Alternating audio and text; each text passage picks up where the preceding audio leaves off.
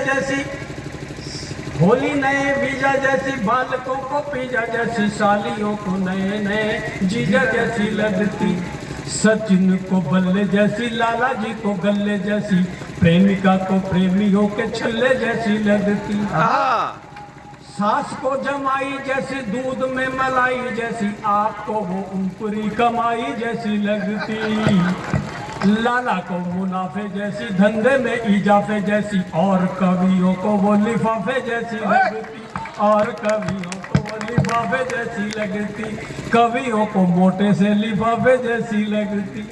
अब उसका आकार कैसा है तो प्रभाकर जी तय करें, आपकी रिक्वेस्ट बात पर भेज दें। मित्रों,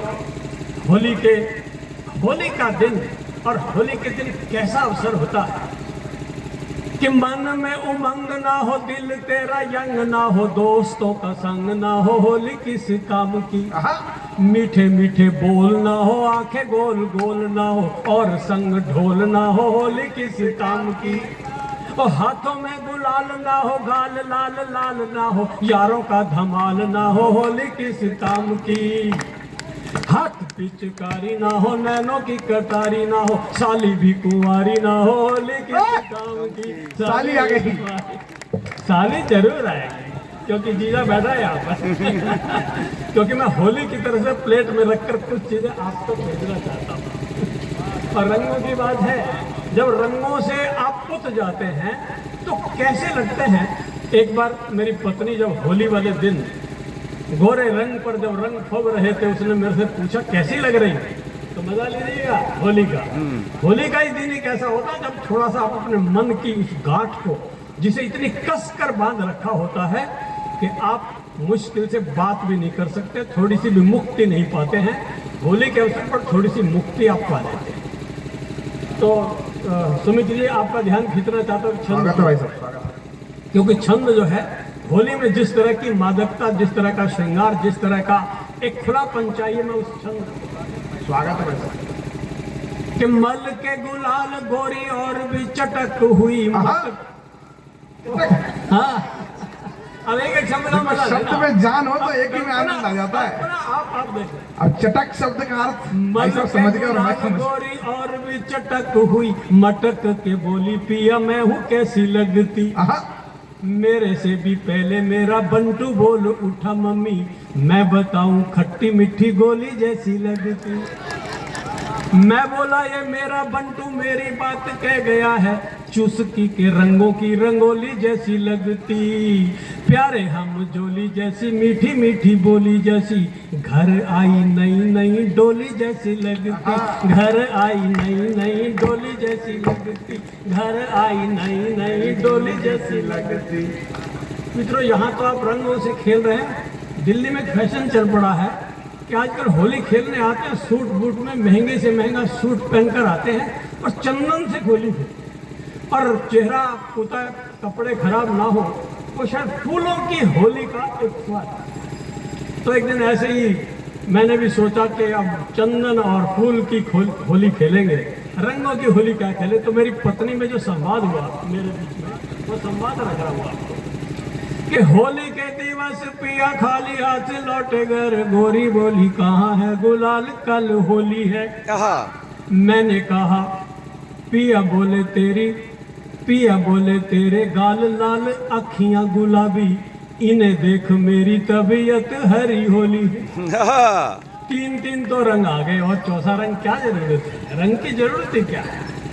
तो देखिए आप कि होली के दिवस पिया खाली हाथ लौटे घर, गोरी बोली कहाँ है गुलाल कल होली है, पिया बोले तेरे गाल लाल अखियां गुलाबी, इन्हें देख मेरी तबीयत हरी होली है, गोरी बोली मुझे रंगने का चाव कहाँ गया, पहले तो पिया न खेली ऐसी कभी होली है, पिया बोले तेरी देह चंदन गुलाब जैसी, इसीलिए खेली फूल चंदन से होली है, इसीलिए खेली फूल चंदन से होली है, इसीलिए खेली फूल चंदन से। खर्चा नहीं करना चाहते जी, खर्चा नहीं करना चाहते देखा, इसमें से भी इन्होंने ढूंढ लिया कि मैं खर्चा ही नहीं करना चाहता, प्रेम प्यार कुछ नहीं देखा, देखने में आया तो देखो खर्चा रह गया, क्योंकि अभी तक आपको दंश है कि लिफाफा छोटा मिल रहा है क्या।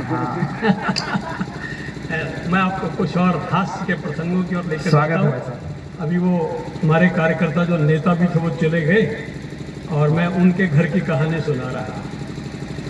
और ये छंद मैं इसलिए भी सब जगह जरूर सुनाता हूँ कि ये छंद इतना चुराया गया है कि मेरे बच्चे के आगे बहुत लोगों ने बाप का नाम लिख दिया है कि वो उनका बेटा है। मैं चाहता हूँ कि वो सही बाप का बेटा जो अपने पिता के नाम से पुकारा जाए, इसलिए इस छंद को सुना रहा।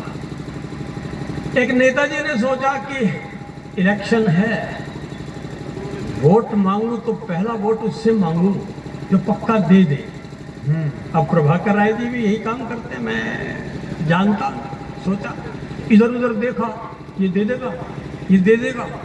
तो ब्रज बिहारी जी हैं, सुशील जी हैं, ये इनमें से कोई देगा। बोला यूँ करना, घरवाली से मांग ले। तो घरवाली से वोट मांगा तो घरवाली ने जो जवाब दिया, स्वागत है भाई साहब। कि नेता बोले पड़ोसन साड़ी दे गया है। साड़ी दे के गया। वो तो ठीक है, मैं तो रहता। नेता पत्नी से बोले वोट मुझे देना प्रिय, अब के जो जीता तुझे दुनिया घुमाऊंगा। पत्नी तू नक्के बोली झूठे वादे करते हो, साड़ी तो दिलाते नहीं, दुनिया घुमाऊंगा। नेता बोला मान जा, नहीं तो मैं विरोधी की घराली को ले आके तेरी सौतन बनाऊंगा। पत्नियों बोली वो विरोधी साड़ी दे गया है और कह गया है आज अब मंत्री बनाऊंगा, और कह गया है आज अब मंत्री बनाऊंगा। पहले ही घर में काम हो गया। जी, जिस समय कवि झूम कर कविता सुना रहा हो, फाइनल आखिरी लाइन सुनाने में खोया हुआ हो, उस समय आप माला लेकर आएंगे तो मेरे ऊपर माल्यार्पण हो जाएगा। मेरी कविता पर माला मत चढ़ाइए आप सर।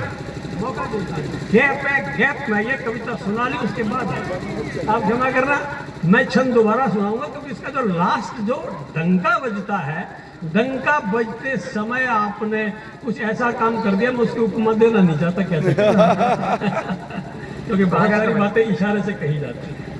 ठीक है, अब आप आके माला पहना ताकि ये काम कर लीजिए, वरना आपको हुक उठेगी, फिर आप आएंगे। अभी मैं आपको हाँ धन्यवाद। पुरुष को माला पहनाते हुए कितना अच्छा लगता है। बिल्कुल सही। ऐसी स्थितियां आने परिवार नियोजन का ये तरीका कितना सस्ता लगता है। क्या बात है। इस पर भी मैं सुना था, परंतु और अभी बहुत कुछ आपने कहा। अभी आपने भी भूमिका में बात कही थी कि ससुराल में जब से परिवार नियोजन आज साली नहीं रही। साली कहाँ से आया सोचिए। एक लड़का और एक लड़की है प्रभाकर जी, और आपका दामाद आया, लड़की को ले गया। अब दामाद के लिए आपकी ससुराल क्या है? ससुराल में रह ही क्या गया, साड़ा रह गया। अब ससुराल में जाओ उबासी आओ।